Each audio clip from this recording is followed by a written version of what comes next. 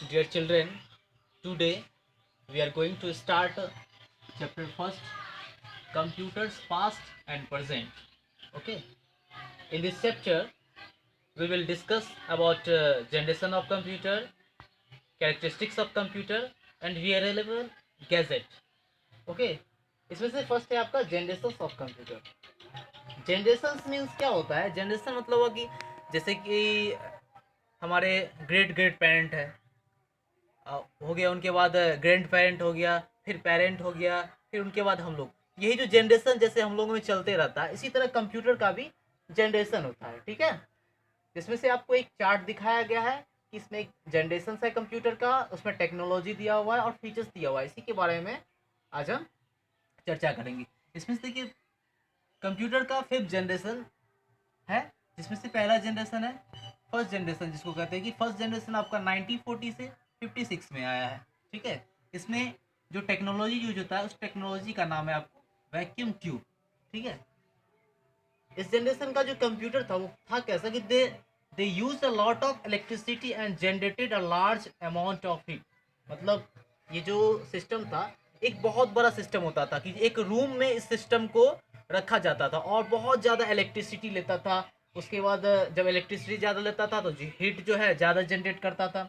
इसके बाद जो है स्पेस जो है ये भी ज़्यादा लेता था और उसका स्पीड जो है वो बहुत ही स्लो होता था। ठीक है, इसी तरह नेक्स्ट जनरेशन आया, सेकेंड जनरेशन, जो कि 1956 से 63 में आया। इसमें ट्रांजिस्टर टेक्नोलॉजी पे यूज़ हुआ, ट्रांजिस्टर यूज़ किया गया। ये जो कंप्यूटर था इस जनरेशन का, ये फर्स्ट जनरेशन की अपेक्षा छोटा हुआ। ठीक है, उससे थोड़ा छोटा हुआ, थोड़ा फास्ट काम करने लगा। ठीक है, कम इलेक्ट्रिसिटी लिया, स्पेस भी कम लेता था।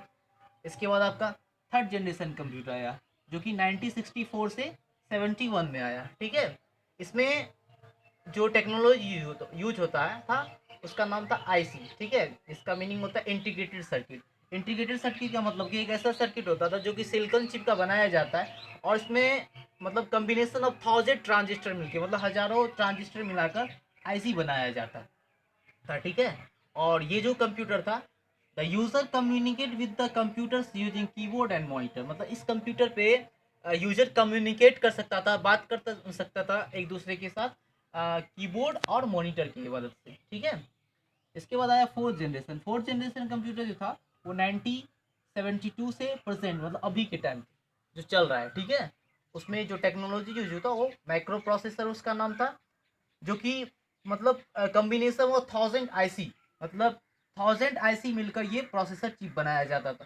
ठीक है, अभी जो हम कंप्यूटर यूज करें जैसे डेस्कटॉप, ये हो गया आपका फोर्थ जनरेशन में।